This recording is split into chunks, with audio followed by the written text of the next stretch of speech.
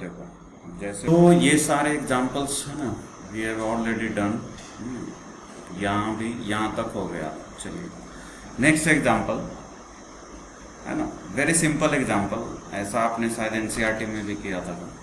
लिखेंगे सारे बच्चों, है ना।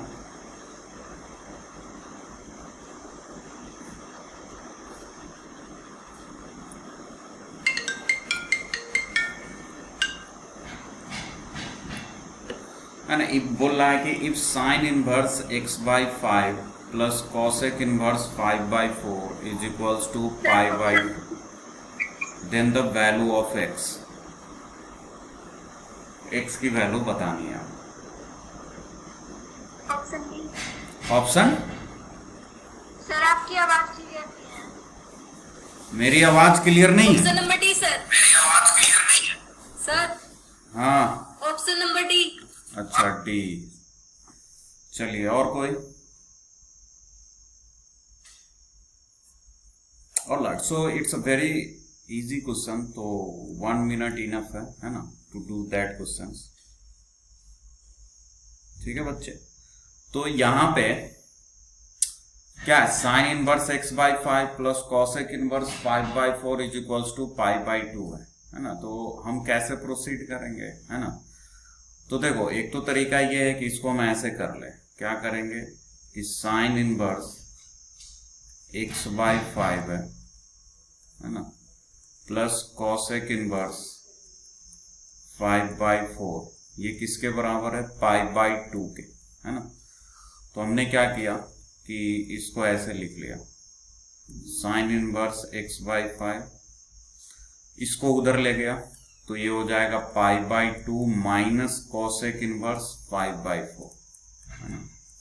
और ये तो हम जानते ही है ना क्या, कि cosec inverse x plus sec inverse x ये पाई बाई 2 होता है। तो pi by 2 minus cosec inverse x क्या होगा, सेक इनवर्स x हो जाएगा, है ना। मतलब आपके पास ये आ गया कि sign inverse x by 5 equal होगा सेक इनवर्स 5 बाई 4 के। अब देखो एक तरफ साइन है दूसरी तरफ सेक है ना। तो या तो क्या करो कि एक दूसरे में कन्वर्ट कर कर इक्वेट कर दो, है ना। मतलब इसको आप साइन बना लो, ऐसा कर लो कि और सीधा इक्वेट कर दो, वहां से आंसर आ जाएगा। या दूसरा तरीका क्या है कि दोनों साइड साइन ले लो, कुछ भी कर सकते हैं। तो हम क्या करते हैं ना, इसको साइन इनवर्स में कन्वर्ट करते हैं। बच्चे आपका आवाज इको हो रहा है, क्या बोले? सर इसका आंसर डी आएगा क्या? हाँ डी आएगा बच्चे। चलिए, तो यहां से दिख रहा है ये सेक, इको हो रहा है, क्लियर नहीं हो रहा। भावना तुम म्यूट कर लो ना, इको हो रहा है। चलिए अब इको नहीं होगा, अब ठीक से आ रही सबको? चलिए, तो यहां पर सेक इनवर्स दिखा, एक साइड साइन इनवर्स दिखा, तो हमने क्या सोचा कि सेक इनवर्स को कन्वर्ट कर लेते हैं, जो लास्ट क्लास से करते आ रहे हैं। तो सेक अगर मैं इसको थीटा मानूंगा, है ना, तो क्या आता है, सेक थीटा होता है कॉस का अपोजिट। मतलब कॉस का अपोजिट क्या होता है, कॉस थीटा होता है बी बाई एच, तो ये हो जाएगा एच बाई बी, है ना। तो एच का मतलब क्या हो गया, ये है 5 और ये है 4, तो ये क्या आएगा, 3 आएगा, पाइथागोरस थ्योरम लगाओगे तो। अब यहां से साइन थीटा लिखोगे तो वो क्या होगा, P बाई एच, मतलब 3 बाई 5। तो जब इसको आप साइन में कन्वर्ट करोगे तो ये आ जाएगा साइन इनवर्स 3 बाई 5।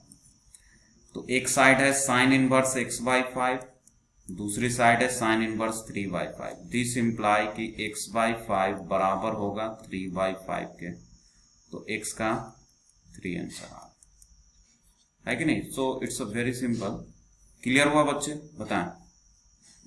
देखो कुछ नहीं किया, एक बार और रिपीट कर रहा हूं। अपने पास ये गिवन था साइन इनवर्स और कॉसेक इनवर्स पाई बाई 2 के बराबर था, ठीक है। तो हमने तो ये पढ़ रखा है कि sine inverse x plus cos inverse x वो पाई बाई 2 होता है कि नहीं। अगर मान लो कि यहां पे कॉस इनवर्स एक्स होता, इस कॉसेक की जगह अगर कॉस इनवर्स होता, तब पता है आपको एक्स का आंसर क्या आता, कोई बता सकता है? बोलो। क्या सर रिपीट कीजिए आप?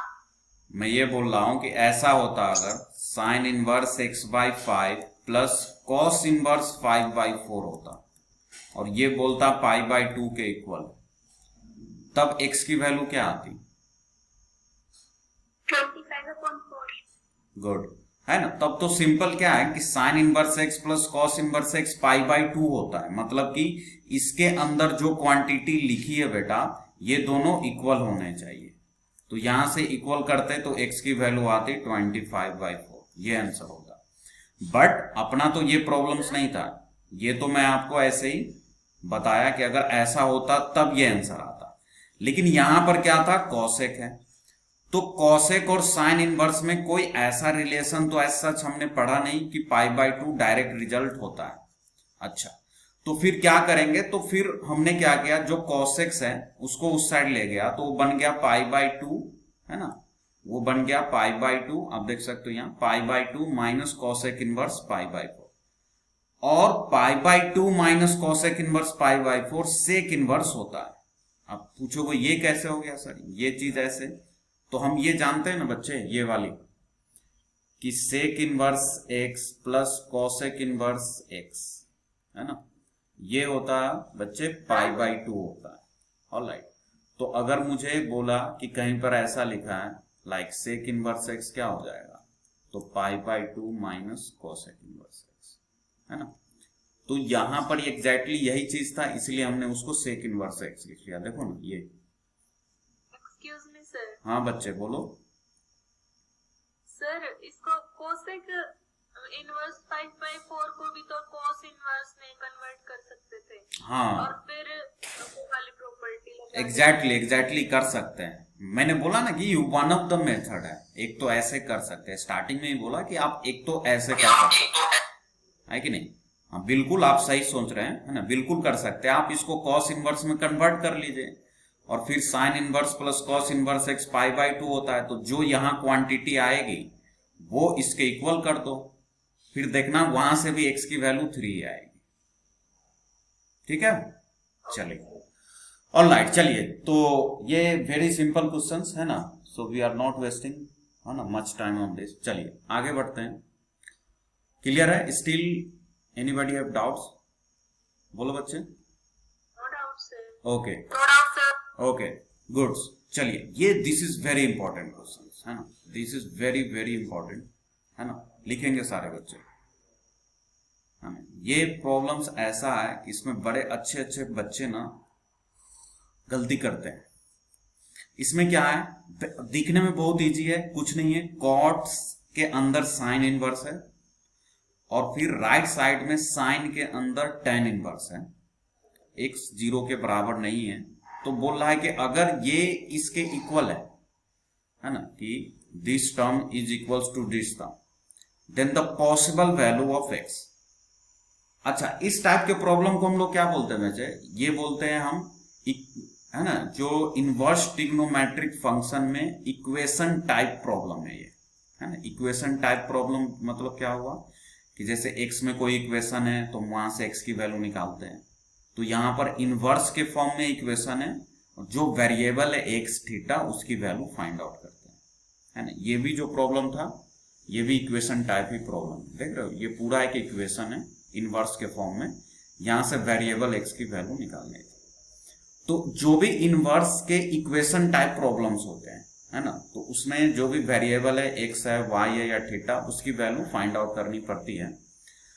बट उसमें एक चीजों का ध्यान रखना बहुत ज्यादा इंपॉर्टेंट हो जाता है, इसीलिए मैं इस क्वेश्चन को इंपॉर्टेंट मान किया हूं, क्या कि जो आंसर आया है, मतलब जो वैल्यू, जैसे सपोज दैट x की वैल्यू मेरे पास 2 आ गई, मान लो 2 और 3 आ गई, मैंने सॉल्व किया इक्वेशन को, x की वैल्यू 2 आ गई, चाहे जितनी भी वैल्यू आए, 1 आए, 2 आए, 3 आए, 4 आए, हर एक वैल्यू को आपको जो एक्चुअल एक्सप्रेशन था, मतलब जो एक्चुअल इक्वेशन था, उसमें पुट कर आपको वेरीफाई करना ही है। ये कब करना है, जब इनवर्स ट्रिग्नोमेट्रिक फंक्शन में इक्वेशन टाइप प्रॉब्लम था। जैसे यहां मैंने तो आपको नहीं करा, बिकॉज द रीजन इज कि यहां पर x इज इक्वल्स टू 3 था, एक ही वैल्यू था, तो आप यहाँ पर 3 पुट कर वेरीफाई करोगे तो ये बिल्कुल अच्छा। वेरीफाई करने का मतलब ये नहीं कि हम पूरा सॉल्व करेंगे, मैं आपको सिखाऊंगा कैसे वेरीफाई करना है with the help of this question. ठीक है, पहले आप एक बार सारे बच्चे क्वेश्चन लिखो। टारगेट क्या है, देखो फिर से समझो कि जो भी इक्वेशन टाइप प्रॉब्लम होंगे इनवर्स ट्रिग्नोमेट्रिक फंक्शन में। इक्वेशन टाइप प्रॉब्लम क्या मतलब कि लेफ्ट साइड में कुछ रहेगा, राइट साइड में कुछ रहेगा, इनवर्स साइन ऐसे कुछ, और आपको बोलेगा x वेरिएबल है तो x की वैल्यू निकाल दो, y की वैल्यू, ऐसे जो भी वेरिएबल है। ठीक है, तो उस प्रॉब्लम को आप सॉल्व करो। जो भी प्रॉपर्टी जानते हो, जो भी कंसेप्ट जानते हो, आप तुरंत सॉल्व करना शुरू कर दो। जो भी आंसर आएगा डायरेक्ट उसको आंसर नहीं लिखना, that is the main point. आप जैसे 2 और 3 आया आंसर फॉर एग्जाम्पल, तो आप सीधा मत बोल देना sir possible value of x 2 और 3, नहीं, आपको सेल्फ वेरीफाई करना है वो वैल्यू पुट कर जो आपका इक्वेशंस था। ठीक है, क्योंकि बहुत सारे अनवांटेड आंसर भी आ जाते हैं, क्यों आते हैं उसका भी रीजन बताऊंगा। बस पहले एक बार इस प्रॉब्लम को सॉल्व करने की कोशिश करते हैं। चलिए बच्चे, तो यहां पर सबसे पहला चीज आप देख सकते हैं, है ना, कि लेफ्ट साइड में बेटा कॉट और अंदर है साइन इनवर्स। तो टारगेट क्या होगा कि इस साइन इनवर्स को हमने मान लिया समथिंग, मान लो क्या मान लिया, θ1 मान लिया, है ना। हम चाहते हैं ये कॉट में कन्वर्ट हो जाए ताकि अपना काम बन जाएगा। सीधा कॉट ऑफ कॉट इनवर्स लिख देंगे x। तो थीटा बराबर मान लिया sign inverse √1 minus x square. इसका मतलब यहां से साइन θ1 आ जाएगा √1 माइनस एक्स स्क्वायर। तो मुझे क्या चाहिए, कॉट, तो कॉट θ1 आप निकालेंगे तो राइट एंगल ट्रायंगल से देख लो। यहां से ये अगर θ1 है तो p/h मतलब ये वैल्यू है 1 माइनस एक्स स्क्वायर और ये 1 है, तो ये बेस कितना आएगा, इसके स्क्वायर में से इसका स्क्वायर माइनस होगा, तो क्या आ जाएगा बेटे 1 में से इसका स्क्वायर, तो -1 प्लस एक्स स्क्वायर, ये 1 से 1 कैंसिल, तो √x² मतलब x आ जाएगा। तो बेसिकली जो cot θ1 है वो क्या मतलब बेस ये है, तो क्या हो जाएगा बेटे, p/b होता है tan, तो cot होता है बेस अपॉन परपेंडिकुलर, तो x अपॉन √1 माइनस x², ये आ जाएगा। ऑलराइट, तो ये तो हो गया cot θ1, मतलब यहाँ इस साइन इनवर्स को मैंने कन्वर्ट कर दिया, तो यहां से θ1 क्या आ जाएगा, cot inverse x upon √1 minus x²।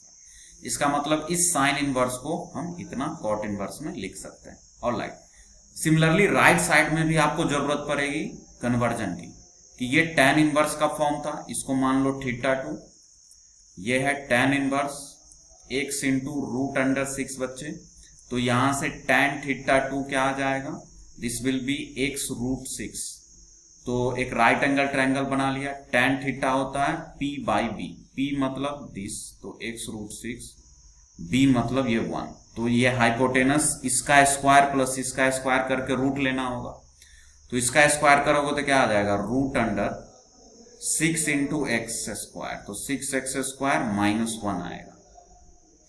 तो मुझे बाहर में साइन है बच्चे, तो tan इनवर्स को किस में कन्वर्ट कर लू, साइन इनवर्स में, तो पहले साइन θ निकाल लेते हैं यहां से, तो वो हो जाएगा x √6 अपॉन √6x² माइनस का 1, ये आएगा। क्लियर, तो यहां से θ2 आ जाएगा sine inverse x √6 √6x² minus 1।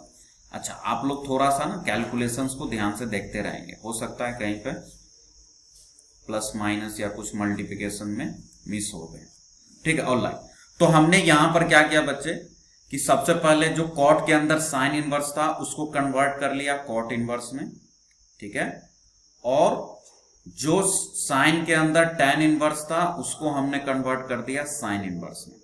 ठीक है, तो यहां से हमने कॉट इनवर्स और साइन, तो फाइनल जो इक्वेशन था वो अब कन्वर्ट हो जाएगा ऐसे, cot of sine inverse √1 minus x² था, उसके प्लेस पर हम क्या लिखेंगे, दिस वन, कॉट इनवर्स, है ना बच्चे, cot inverse x upon √1 minus x², this is equals to sine of, जो यहां पर tan इनवर्स था अंदर में उसके प्लेस पर हम ये लिखेंगे, है ना, तो ये क्या आ जाएगा, sine inverse x√6 upon root under क्या है 6x² minus 1, 6x² minus 1। Alright, now this is very simple task. Cot of cot inverse x x होता है, तो ये बन जाएगा x upon root under 1 minus x²।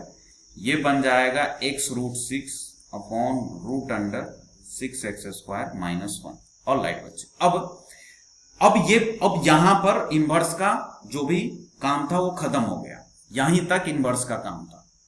अब प्रॉब्लम पूरी की पूरी तरह अलजेब्रा बन गया, मतलब ये लेफ्ट साइड में एक एक्सप्रेशन, राइट साइड में एक्सप्रेशन, आपको x की वैल्यू निकालनी है।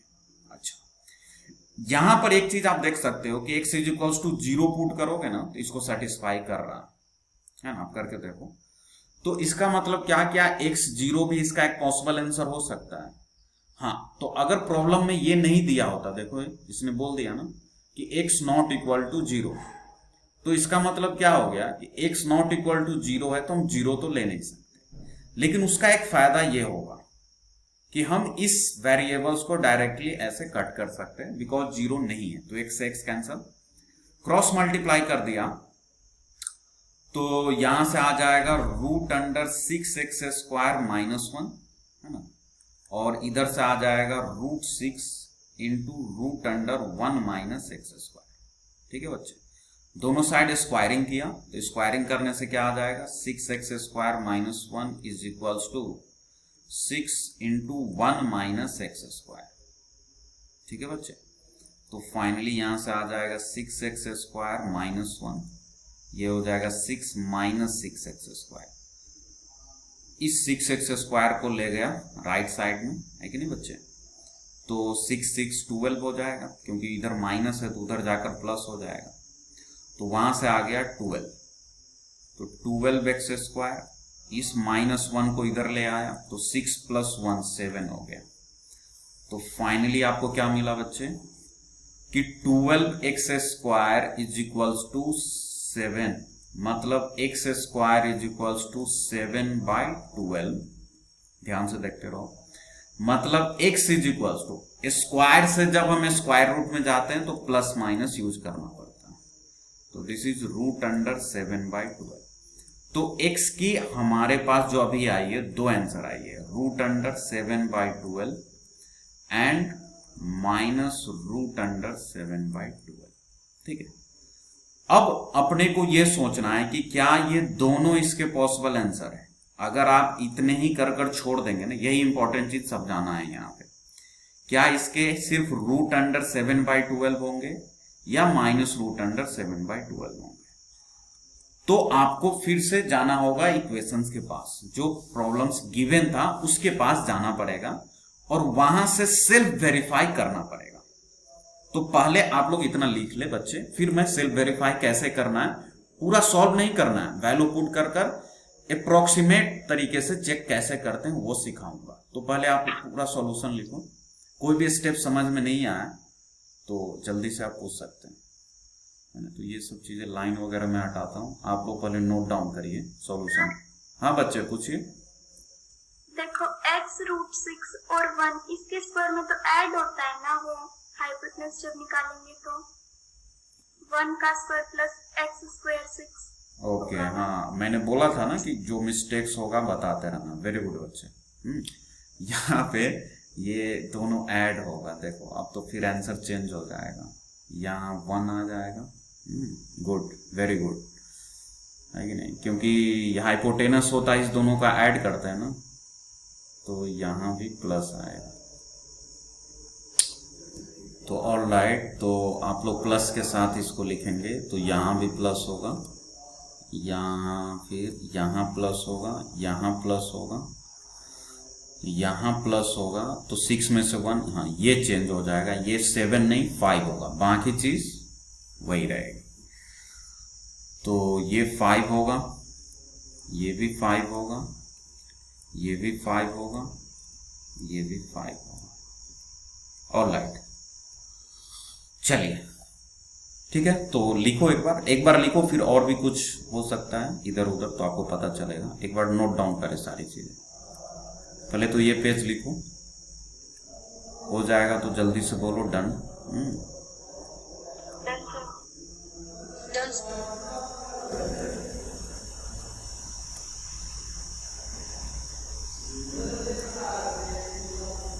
ऑलराइट, सबका डन।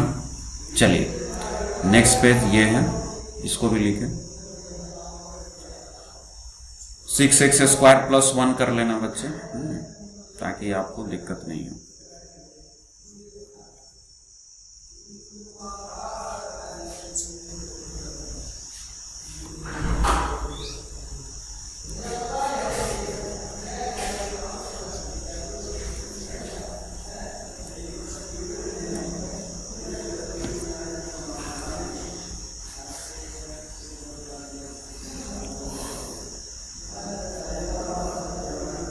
हो गया?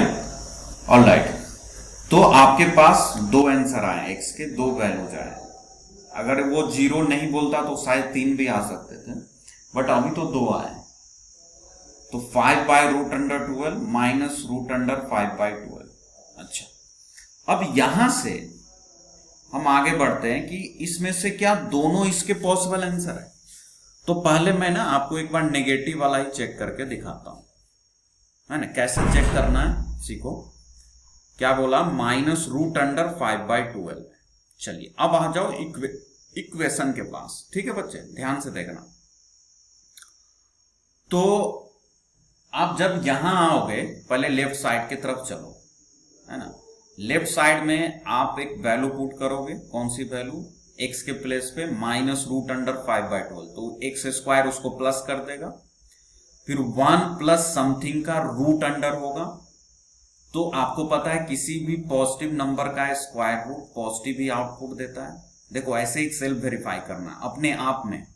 तो यानी कि ये पूरा वैल्यू जो आउटपुट बनकर आएगा ये एक पॉजिटिव होगा।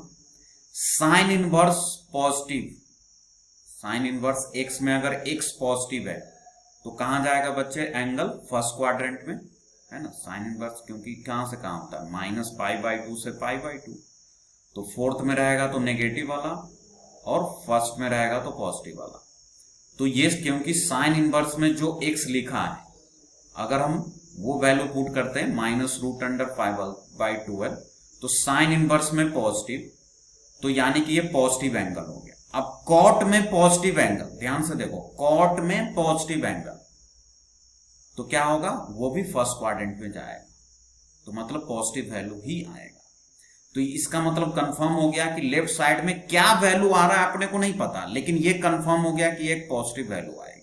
ऑलराइट, नाउ अब इसी चीज को राइट साइड में देखते हैं कि अगर लेफ्ट में पॉजिटिव है और ये दोनों इक्वल है ना, इसने बोल दिया कि x जब 0 नहीं है उसके लिए इक्वल है, तो राइट साइड में आते हैं, ये भी पॉजिटिव आना चाहिए। लेट्स चेक इट बेटा।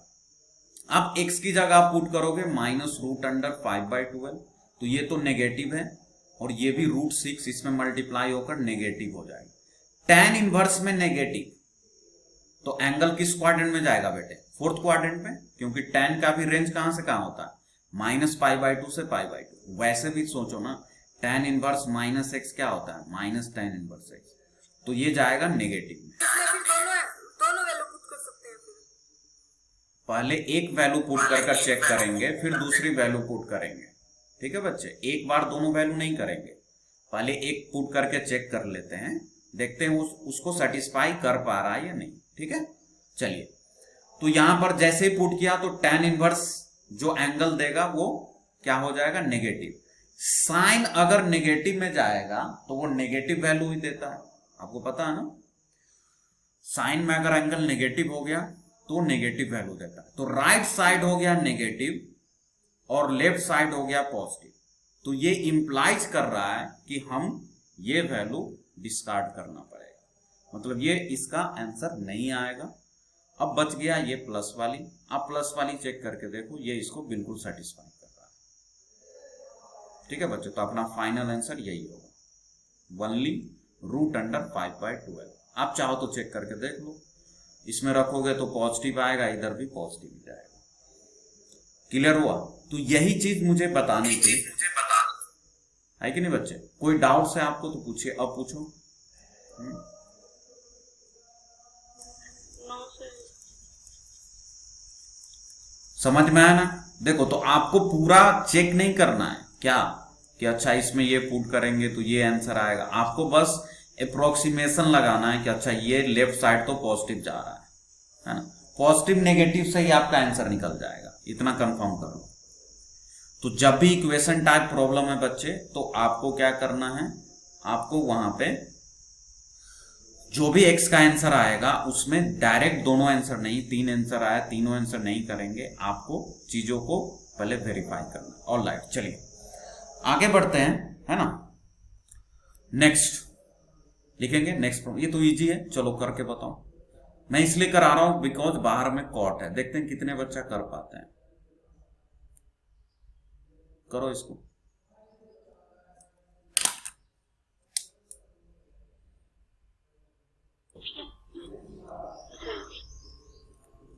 क्या बच्चे, क्या बोला आपने?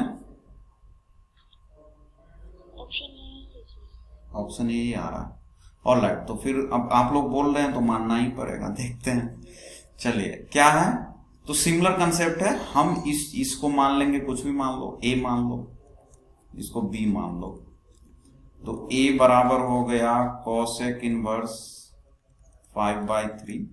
तो यहां से कॉसेक 5/3। अच्छा, लाइन ऑफ थिंकिंग क्या है यहाँ पे कि बाहर में कॉट है और ये कॉसेक इनवर्स tan इनवर्स, ये तो एक एंगल होता है, मतलब कॉट a प्लस बी का फॉर्म है। अब कॉट a प्लस बी हम लोग जानते हैं 11th क्लास से एक्सपेंड करना, तो उसके बेसिस पर कर तो लेंगे, लेकिन पहले मुझे कॉट a कॉट b की जरूरत पड़ेगी। अब कॉस, तो पहले कॉट a निकाल लेते हैं सो दैट हमको प्रॉब्लम नहीं हो। चलिए, तो कॉस, सॉरी मैंने क्या कर दिया, कॉसेक ए है ना, तो कॉसेक ए हो जाएगा बच्चे यहां पे कॉसेक ए बराबर 5/3। तो यहां से हम निकाल सकते हैं क्या, कॉट ए, ये ए एंगल है, 5/3 का मतलब ये होता है एच और ये होता है पी, तो ये 4 आएगा। आप कैलकुलेट करो, तो यहां से कॉट ए की वैल्यू हो जाएगी बच्चे 4/3। तो ए बराबर हो जाएगा कॉट इनवर्स 4/3। ऑलराइट, चलिए सिमिलरली आगे बढ़ते हैं। दूसरा है बी, दूसरे एंगल को बी मान लिया, तो वो है tan इनवर्स 2/3। ऑलराइट, तो यहां से tan ऑफ बी आ जाएगा 2/3।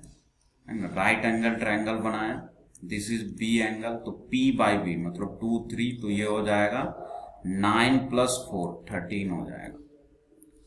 तो यहां से मुझे तो क्या चाहिए, कॉट चाहिए, तो कॉट बी। अब वैसे भी ये करने की जरूरत ही नहीं थी क्योंकि tan से कॉट तो हम डायरेक्टली निकाल लेते हैं, सीधा अपोजिट कर दो, 3/2 ही आएगा, है ना? तो b आ जाएगा यहां से कॉट इनवर्स 3/2। तो चलिए b मिल गया कॉट के फॉर्म में, a भी मिल गया कॉट के फॉर्म में, मतलब कॉट इनवर्स के फॉर्म में। तो हम इसको रिप्लेस कर देते हैं। तो फाइनली हम यहां पर लिखेंगे, नाउ जो अपना क्वेश्चन था वो था cot of cosec inverse 5/3 plus tan inverse 2/3। तो इसको हम लोग लिखेंगे क्योंकि कन्वर्जन कर चुके हैं, तो कॉसेक इनवर्स 5/3 को हम लोग लिख सकते हैं कॉट इनवर्स 4/3 प्लस इसको लिख सकते हैं कॉट इनवर्स। इसका तो डायरेक्टली ऐसे भी कर सकते थे, कैसे कि ये वाली प्रॉपर्टी से tan इनवर्स x बराबर होता है कॉट इनवर्स 1/x जब x पॉजिटिव है। तो ये तो पॉजिटिव ही था, तो डायरेक्ट भी कर सकते थे, इसमें राइट एंगल ट्रायंगल की उतनी जरूरत नहीं थी। चलिए सॉरी 3/2, है ना? तो यहां से एक चीज तो कंफर्म हो गया कि ये कॉट में पूरी तरह आ चुका है। अब ये एक एंगल है, ये भी एक एंगल है, तो कॉट a प्लस बी की आइडेंटिटी हम यूज करेंगे। तो जो बच्चे भूल चुके हैं उसको याद दिला देता हूं। कॉट a प्लस बी होता है बच्चे cot a into cot b minus 1 upon cot b plus cot a। Alright, तो ये वाली आइडेंटिटी हम यहां फटाफट यूज कर लेते हैं। क्या आ रहा है, लेट सी। तो कॉट a करोगे तो कॉट ऑफ दिस हो जाएगा, कॉट ऑफ कॉट इनवर्स। वैसे आप डायरेक्ट 4/3 भी लिख सकते थे, बट मैं आपको थोड़ा सा है ना डिटेल्स में बता रहा हूं। Cot A plus cot B whole divided by sorry cot A into cot B, ये इंटू है और यहाँ -1 होगा। फिर नीचे होगा कॉट बी, मतलब cot of cot inverse 3/2 plus cot A, cot of cot inverse 4/3। Alright, now यहां से हम क्या देख रहे हैं बच्चे कि ये तो है cot of cot inverse x, तो ये तो x हो जाएगा, ये भी cot of cot inverse x, तो x हो जाएगा। तो फाइनली क्या मिल जाएगा, 4/3 इंटू 3/2 -1, नीचे हो जाएगा 3/2 प्लस 4/3। सॉल्व करेंगे, 3 2 का एलसीएम 6 होगा, 4 3 जा 12, ये क्या होगा 4 3 जा 12 और ये होगा 6, तो 12 में से 6 जाएगा तो 6 बाय, वैसे भी देख सकते हो 3 से 3 कैंसल, 2 2 जा 4 कैंसल, तो 2 में से 1 जाएगा तो 1 ही होगा, तो डायरेक्ट 1 लिख लेते हैं, इतना क्या करना।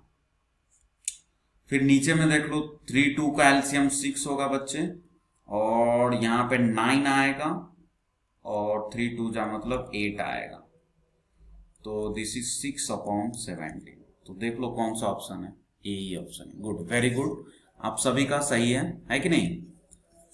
क्लियर हुआ? किसी को डाउट्स है? बताओ बच्चे, कोई भी बच्चा? No doubt, very good. तो बहुत अच्छा। अब आप लोग कन्वर्जन से रिलेटेड है ना, हमने बहुत सारे प्रॉब्लम करे, तो आई थिंक अब आपको कमांड बन गया होगा। कल के डेट में कन्वर्जन से रिलेटेड, कन्वर्जन मतलब कि कॉसेक को साइन में चेंज करना, टैन को कॉट, तो उससे रिलेटेड जितने पॉसिबल, जितने डिफरेंट वैरायटी के क्वेश्चंस हो सकते थे, हमने सारे आपको करा दिए। ठीक है बच्चे, अब कुछ ऐसे क्वेश्चंस बचेंगे तो वो प्रैक्टिस से आपको करना पड़ेगा। तो प्रैक्टिस के लिए क्या करना है, प्रॉब्लम्स लेना है।